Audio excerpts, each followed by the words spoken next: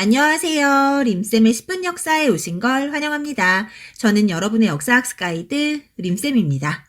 오늘은 중학교 역사일 세계사를 배우는 중2들을 위해 1단원 전체 총정리 영상을 준비했습니다. 사실 많은 친구들이 세계사를 어려워해요. 아마도 낯선 용어와 방대한 내용으로 흐름 잡기가 어려워서 그런 것 같은데요. 쌤 영상 열심히 들으면 내용 정리가 잘 되니까요. 시험 보기 전에 이 영상을 꼭 활용해 보세요. 자, 그럼 1-1 역사의 의미와 역사학습의 목적부터 시작해 볼까요? 역사란 인류가 지금까지 살아온 발자취로 과거에 실제로 일어났던 일을 말합니다. 이러한 역사는 크게 사실로서의 역사와 기록으로서의 역사로 나눌 수 있는데요. 사실로서의 역사는 말 그대로 사실만을 이야기해 객관적이고요. 기록으로서의 역사는 기록한 사람의 의견이 반영된 주관적인 성격을 띠고 있습니다. 예를 들어 세종대왕이 훈민정음을 창제했다는 건 객관적 사실이고요. 세종대왕은 훌륭한 왕이다는 주관적인 기록입니다.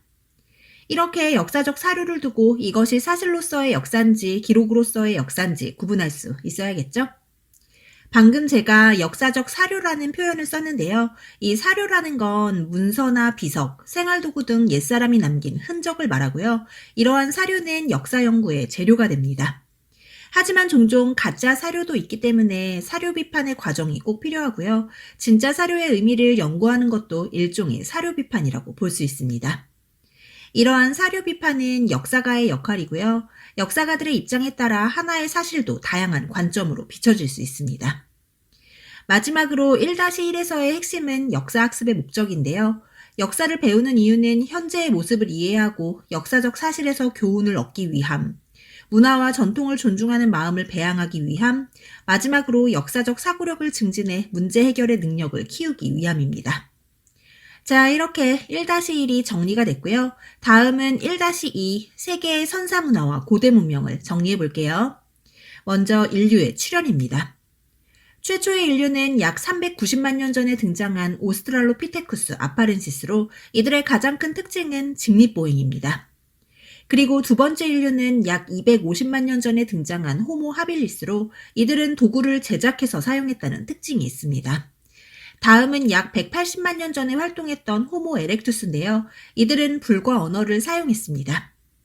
그리고 약 40만 년 전에 출현했던 호모 네안데르탈렌시스는 시체를 매장하기 시작했고요. 마지막으로 약 20만 년 전부터 등장한 호모 사피엔스는 지금의 현생 인류라고 볼 수 있습니다. 프랑스의 크로마뇽인이 대표적인데요.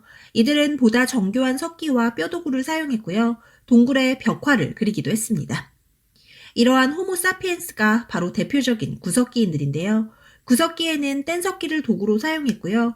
사냥과 채집을 통해 생활했으며 먹을 걸 찾아 이동 생활을 했습니다.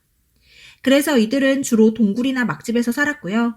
무리를 지어 생활했으며 불과 언어를 사용했습니다. 그리고 앞서 소개해드렸던 것처럼 동굴 벽화를 남기기도 했는데요. 대표적인 벽화가 바로 이 라스코 벽화입니다. 그리고 이 빌렌도르프의 비너스상도 구석기 시대를 대표하는 유물인데요. 이 두 유물을 통해 구석기인들이 사냥의 성공과 풍요를 기원했다는 사실을 유추할 수 있습니다. 다음은 신석기 시대인데요. 신석기 시대의 가장 큰 특징은 바로 농경과 목축의 시작입니다. 이 농사의 시작으로 인류의 정착 생활이 시작되며 시족사회가 형성됐고요. 이는 점차 부족사회로 발전했습니다. 이러한 신석기 시대에는 보다 정교한 간석기를 사용했고요. 이 갈돌과 갈판이 대표적인 간석기입니다. 또 토기도 사용했는데요. 대표적인 토기로는 메소포타미아 토기와 일본의 조몬 토기가 있습니다. 한편 정착 생활이 시작되면서 움집을 지어 생활했고요. 애니미즘이나 토테미즘 같은 원시 신앙도 등장했습니다. 이렇게 인류는 점차 발전해 나갔고 어느덧 선사시대를 지나 문명을 형성하기 시작했습니다. 문명이란 건 고도로 발달한 인간의 문화와 사회를 말하는데요. 우리에게는 고대 문명 혹은 4대 문명이란 단어가 익숙하죠? 이러한 고대 문명은 모두 큰 강 유역에서 시작됐고 청동기를 사용하기 시작했으며 빈부의 격차와 계급이 발생했다는 특징이 있습니다. 이 밖에도 도시국가의 출현, 문자의 사용 등은 모두 고대 문명의 공통점입니다. 이 문명의 공통점 중요하니까 잘 기억해 두세요. 자, 그럼 이제 본격적으로 4대 문명으로 들어가 볼까요? 지도에서 왼쪽부터 순서대로 이집트 문명, 메소포타미아 문명, 인더스 문명, 중국 문명이고요. 이 중 가장 먼저 발생한 문명지는 바로 메소포타미아 문명입니다. 메소포타미아 문명은 기원전 3500년경 유프라테스 강과 티그리스 강 사이에서 수메르인에 의해 형성됐습니다. 이곳은 아무래도 개방적인 지형으로 이민족의 침입이 잦았어요. 그래서 현세적 종교관이 발달했습니다. 또 지구라트라고 하는 거대한 신전과 달력인 태음력, 육십진법과 세기 문자는 모두 메소포타미아 문명의 특징입니다. 중요합니다. 이러한 메소포타미아 문명에서 발달한 국가로는 대표적으로 바빌로니아가 있는데요. 이 지역을 통일한 바빌로니아의 함무라비 왕은 아주 강력한 왕권을 자랑했습니다. 이를 알려주는 단적인 예가 바로 함무라비 법전인데요. 눈에는 눈, 이에는 이의 보복적인 성격으로 유명하죠. 하지만 이렇게 강력했던 바빌로니아도 이후 철제 무기를 사용하는 히타이트에게 멸망했습니다. 다음은 이집트 문명인데요. 이집트 문명은 기원전 3000년경 나일강을 중심으로 발전했으며 폐쇄적인 지형적 특징으로 이민족의 침입이 일어나지 않아 오랜 기간 강력한 통일국가를 유지했습니다. 그래서 국왕의 권위가 상당히 높았고요. 국왕을 태양신의 아들인 파라오라고 하며 강력한 신권 정치를 펼쳤습니다. 또 죽은 후의 세계관에 관심이 많은 내세적 종교관이 발달했고요. 이에 거대한 무덤인 피라미드를 만들고 그 안에 미라나 사자의 서 등을 만들어 넣어주었습니다. 이게 바로 사자의 서인데요. 죽은 사람을 위한 안내문이라고 보시면 됩니다. 또 이집트 문명에서는 달력으로 태양력을 사용했으며 나일강의 주기적인 범람으로 기하학과 측량술이 발달했습니다. 또 문자로는 그림 문자를 사용했는데요. 요거 상형 문자라고도 합니다. 이러한 이집트의 문자는 이 지역에서 자라는 갈대과 식물인 파피루스를 종이처럼 만든 문서에서 찾아볼 수 있습니다. 이 이집트 문명과 메소포타미아 문명의 특징을 구분해서 잘 기억해 두세요. 한편 이 두 문명을 합쳐 오리엔트 문명이라고 부르는데요. 지금부터는 이 오리엔트 문명 중 지중해 연안을 중심으로 발달한 국가들을 살펴볼게요. 먼저 페니키아입니다. 페니키아는 지중해 동부연안에 자리한 나라로 활발한 해상활동을 통해 카르타고를 비롯한 많은 식민지를 건설했습니다. 이러한 페니키아는 표음 문자를 사용했는데요. 이게 바로 알파벳의 기원입니다. 다음은 헤브라인데요.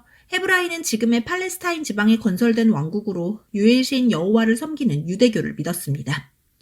이 헤브라이의 유명한 왕으로는 다비드 왕과 솔로몬 왕이 있습니다. 지혜의 왕 솔로몬, 다들 들어보셨죠? 잘 기억해 주세요. 자, 그럼 이제 인더스 문명으로 넘어가 볼까요? 기원전 2500년경 인더스강 유역에서 시작된 인더스 문명은 하라파나 모헨조다로 같은 도시 문명이 발달했지만 이후 중앙아시아에서 철기 문화를 바탕으로 성장한 아리아인의 남하로 이들의 지배를 받게 됐습니다. 이러한 아리아인들은 브라만교를 만들어 원주민들을 다스렸으며 이로 인해 인도의 강력한 신분 제도인 카스트 제도가 형성됐습니다. 중요합니다. 이러한 카스트 제도는 제사를 담당한 브라만과 왕족과 무사로 구성된 크샤트리아, 평민인 바이샤, 천민인 수드라로 구성되어 있습니다. 마지막으로 중국 문명은 기원전 2500년경 황허강 유역에서 청동기 문화를 바탕으로 시작됐고요. 이때 기록된 최초의 도시국가는 하 왕조입니다. 이러한 하를 정복하고 기원전 1600년경에 등장한 도시국가가 바로 상이고요. 이러한 상은 강력한 신권 정치를 통해 나라를 다스렸습니다. 이를 알려주는 유물로는 거대한 청동솥 사모무 방정이 있습니다. 또한 상에서는 갑골문을 사용했는데요. 중요합니다. 이 갑골문은 거북이 등껍질이나 짐승의 뼈 등을 이용해 점을 쳐서 결과를 적어놓은 것으로 이것이 바로 한자의 기원입니다. 한편 상은 주에게 멸망했고요. 상을 정복한 주는 천명사상을 통해 건국을 정당화하고 군주에게 절대적인 권위를 부여했습니다. 또한 확장된 영토를 보다 효율적으로 다스리기 위해 중앙은 국왕이, 지방은 제후들이 다스리는 봉건제를 실시했습니다. 중요합니다. 이 중국 문명에서의 봉건제는 왕과 제후의 관계가 혈연 관계였어요. 요거 포인트로 기억해 두세요. 근데 이렇게 넓은 영토를 가졌던 주도 기원전 8세기 유목민족의 침입으로 나급으로 천도했고요. 이후 쇠퇴했습니다. 자, 이렇게 4대 문명까지 살펴봤으니까요. 이제 1-3 고대 제국들의 특성과 주변 세계의 성장으로 넘어가 볼게요. 여러분이 1-3의 내용이 상당히 많아요. 제목처럼 여러 고대 제국들을 만나게 될 텐데요.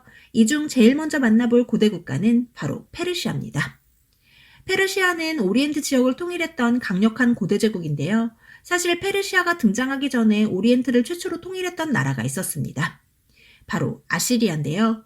아시리아는 활발한 정복 활동으로 기원전 7세기 서아시아 지역을 평정했지만 강압적인 통치로 60년 만에 멸망했고요. 이후 이 지역을 다시 통일한 나라가 바로 아케메네스 왕조 페르시아입니다. 이 아케메네스 왕조 페르시아를 연 키루스 2세는 아시리아와는 다르게 종교적 관용 정책과 포용 정책으로 페르시아를 다스렸습니다. 이러한 키루스의 정신은 키루스 2세의 원통의 쐐기 문자로 기록되어 있는데요. 이는 세계 최초로 인간의 기본권을 선언했다는 평가를 받고 있습니다. 그리고 이러한 키루스 2세의 뒤를 이은 다리우스 1세가 바로 아케메네스 왕조 페르시아의 전성기를 이끈 왕인데요. 중요합니다. 다리우스 1세는 아케메네스 왕조 페르시아의 최대 영토를 확보했고요. 중앙집권 체제를 성립해 전국을 20여 개의 주로 나누고 각 주에 총독을 파견했습니다. 그리고 왕의 눈, 왕의 귀라고 불리는 감찰관을 파견해 총독을 감시했습니다. 이때 왕의 감찰관이 사용한 길을 왕의 길이라고 하는데요. 수사에서부터 사르디스에 이르는 왕의 길에는 곳곳에 역참을 설치해 왕의 신하들에게 숙소와 말을 제공했습니다. 한편 다리우스 1세는 넓은 지역을 효율적으로 다스리기 위해 화폐와 도량형을 통일했고요. 피정복민들에 대한 관용 정책을 펼쳤습니다. 이로써 강력한 통일제국을 누릴 수 있었던 페르시아는 이후 그리스를 정복하기 위해 그리스-페르시아 전쟁을 일으켰지만 이는 실패했습니다. 그리고 결국 그 이후 마케도니아의 강력한 군주 알렉산드로스에 의해 멸망했습니다. 하지만 페르시아와 인더스강 유역까지 세력을 확대했던 알렉산드로스가 일찍 사망하자 이 지역에 새로운 나라인 파르티아가 등장했습니다. 파르티아는 기원전 3세기 이란계 유목민족이 세운 나라로 중국의 한과 로마를 연결하는 중개무역으로 번영을 누렸지만 이후 사사왕조 페르시아에게 멸망했습니다. 이러한 사사왕조 페르시아는 페르시아의 부흥을 재건한다는 뜻으로 나라의 이름을 페르시아라고 정하고 4세기 말 메소포타미아에서 인더스 강에 이르는 대제국을 건설했습니다. 이러한 사사왕조 페르시아의 국교는 조로아스터교인데요. 중요합니다. 조로아스터교는 기원전 6세기 조로아스터라는 인물이 성립한 종교로 세상에는 선한 신과 악한 신이 있으며 선한 신을 믿으면 천국에, 악한 신을 믿으면 지옥에 간다고 주장했습니다. 이러한 조로아스터교는 유대교와 크리스트교, 이슬람교 등에 영향을 미친 종교였습니다. 이렇게 조로아스터교를 국교로 삼았던 사사왕조 페르시아 역시 중개무역으로 번영을 누렸지만 아쉽게도 7세기 이슬람 세력에 의해 멸망했습니다. 이러한 페르시아의 문화는 상당히 국제적이고 개방적인 성격을 띠는데요. 특히 아케메네스 왕조 페르시아의 문화는 이집트와 바빌로니아 등 주변국의 문화가 적절히 융합하며 발전했고요. 이는 페르세폴리스 왕궁 앞에 있는 망국의 문이라는 유적지를 통해 알 수 있습니다. 한편 페르시아는 황금의 나라라고 불릴 정도로 금이 유명했고요. 은과 유리로 된 공예품도 발달했습니다. 어때요? 페르시아 느낌이 물씬 나죠? 자, 이렇게 서아시아 지역에서 발달했던 페르시아 제국에 대해 살펴봤고요. 다음 중국의 고대 제국으로 넘어가 볼게요. 앞서 중국 문명에서 소개해드렸던 주가 넓은 영토를 다스리기 위해 봉건제를 실시했다고 말씀드렸었죠. 하지만 봉건제는 지방 분권적인 성격이 강해요. 그래서 제후들이 다스리던 지역이 점차 독립국의 모습을 띠기 시작했습니다. 이러한 가운데 주가 결국 쇠퇴했고요. 수십 개의 제후국이 서로 다투는 혼란의 시대가 도래했습니다. 이를 춘추전국 시대라고 부르는데요. 이러한 춘추전국 시대는 정치적 혼란기였지만 경제는 발전한 시기였습니다. 이 시기 철제 농기구의 사용과 농사의 소를 이용한 우경의 보급으로 농업 생산량이 증대됐고요. 상업과 수공업 역시 발달했으며 청동화폐를 사용하기도 했습니다. 또 이 시기 각 나라의 제후들은 유능한 인재를 등용해 나라를 안정적으로 다스리고자 했고요. 이로 인해 많은 사상가들이 등장해 학문이 발달했습니다. 이러한 사상가들과 그의 제자들을 제자백가라고 하는데요. 중요합니다. 이 제자백가에는 먼저 인과 예를 강조한 유가가 있고요. 유가의 대표학자로는 공자와 맹자가 있습니다. 이 유가가 바로 유교로 발전하는 겁니다. 또 자연 그대로의 상태인 무의자연과 도를 강조한 도가도 있는데요. 도가의 대표학자로는 노자와 장자가 있고요. 이러한 도가는 이후 도교로 발전합니다. 그리고 차별 없는 사랑과 평화를 강조한 묵가는 묵자가 주장한 사상이었고요. 엄격한 법으로 나라를 통치해야 한다는 법가는 한비자가 주장했습니다. 잘 기억해 두세요. 다음은 혼란의 춘추전국 시대를 통일한 진에 대해 살펴볼까요? 진의 왕은 통일 후 중국 최초로 황제라는 호칭을 사용했는데요. 그가 바로 진시황제입니다. 중요합니다. 이 진시황제는 강력한 중앙집권 체제를 펼친 왕으로 9년제를 실시했습니다. 이에 전국을 36개의 군으로 나누고 그 밑에 현을 두어 중앙에서 관리를 파견했습니다. 또 진시황제는 문자와 도량형, 화폐를 통일하는 통일정책을 실시했고요. 법과 사상을 통치 이념으로 강력한 통치를 이어갔습니다. 그리고 법과 이외의 사상을 탄압해 분서갱유를 일으켰는데요. 분서갱유란 법과 이외의 책을 모두 불태우고 이에 반발하는 사람들을 생매장한 사건을 말합니다. 이 밖에도 진시황제는 흉노족의 남하를 막기 위해 만리장성을 쌓았고 궁전인 아방궁을 지었는데요. 이때 강제로 많은 인력을 동원해 백성들의 불만이 점차 심해졌습니다. 이에 결국 진승과 오강의 난을 시작으로 전국 각지에서 반란이 일어났고 진은 멸망했습니다. 그리고 진의 멸망 이후 유방의 한과 항우의 초가 대립했고 이때 유방의 한이 승리하며 중국은 다시 통일국가를 이뤘습니다.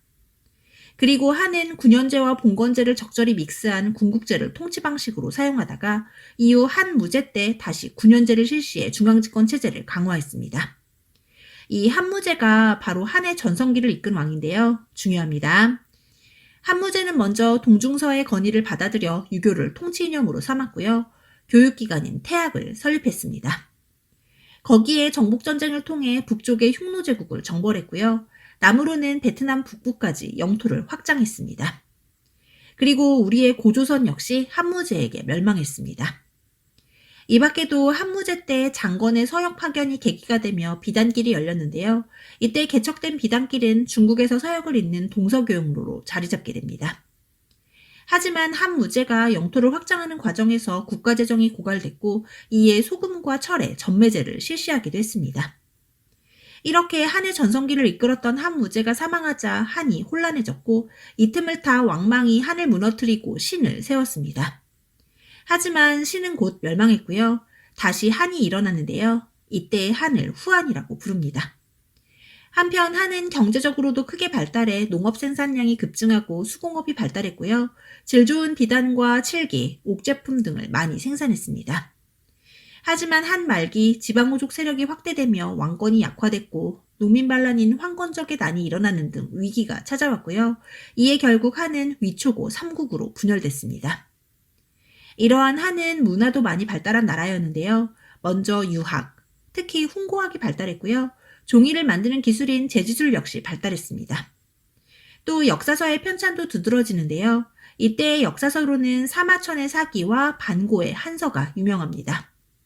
이 밖에도 과학기술이 발달해 해시계나 지진계, 지동이 등이 만들어졌고요. 비단기를 통해서 중국의 불교가 전래됐습니다. 이에 유교와 함께 불교도 발달했고요. 이러한 한의 문화는 중국 전통문화의 기틀을 마련하는 데 큰 영향을 미치게 됩니다. 자, 이렇게 동양의 고대 제국에 대해 살펴봤는데요. 이번엔 우리의 시선을 서쪽으로 돌려볼까요? 유럽의 뿌리는 다름 아닌 그리스부터 시작됩니다. 기원전 8세기 그리스에 폴리스라는 크고 작은 도시국가들이 등장하기 시작한 겁니다. 이 그리스는 지역의 특성상 하나의 통일국가를 이루기가 어려웠어요. 그래서 정치적으로 독립된 도시국가가 존재하게 된 겁니다. 그래도 이들은 같은 언어를 사용하고 같은 신을 믿는 등 동족의식이 강했기 때문에 스스로를 헬레네스라고 부르고 4년마다 한 번씩 올림피아 제전을 열었습니다. 이러한 폴리스의 중심에는 아크로폴리스라는 신전이 있고요. 그 아래 아고라라는 광장이 있으며 이 아고라에는 시민들의 집회 장소와 재판소, 공공시설, 시장 등이 있습니다.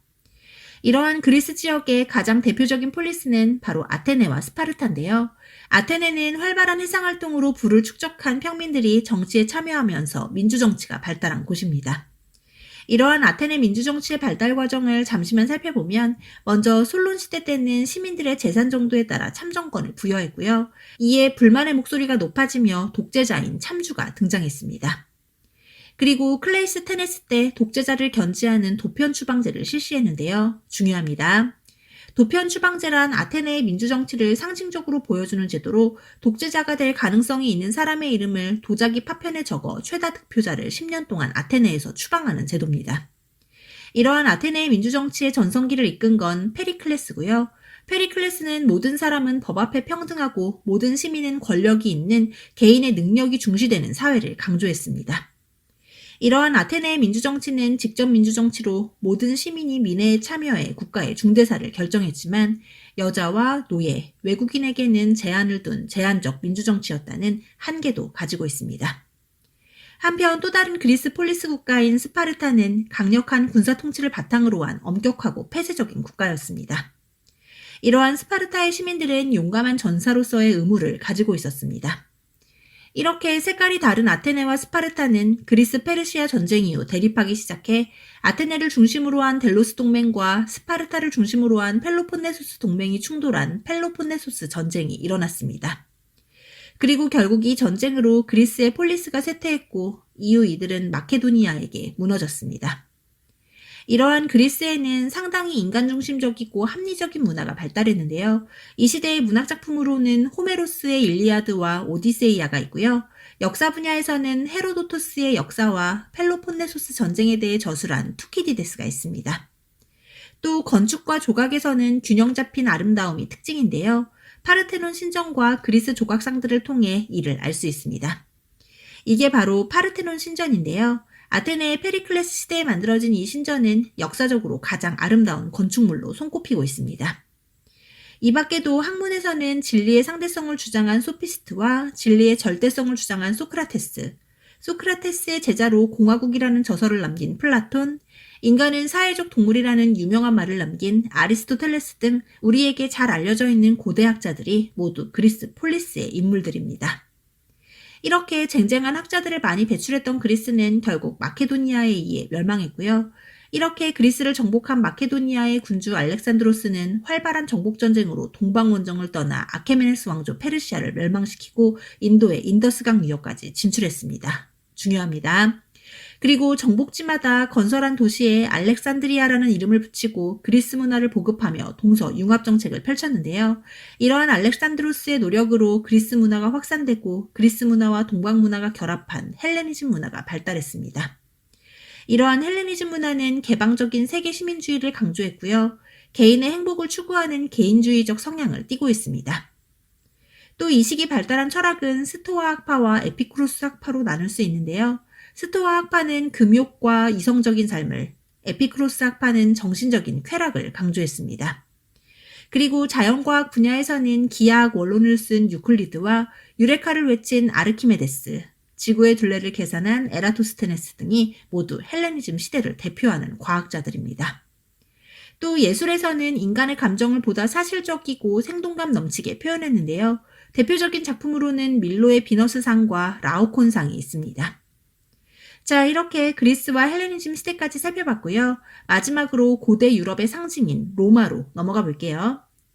로마는 기원전 8세기 이탈리아 반도의 작은 도시국가로 처음에는 왕정사회의 모습을 띠고 있었습니다. 하지만 왕의 독재를 싫어했던 로마의 귀족들이 왕을 내쫓고 공화정을 수립했습니다.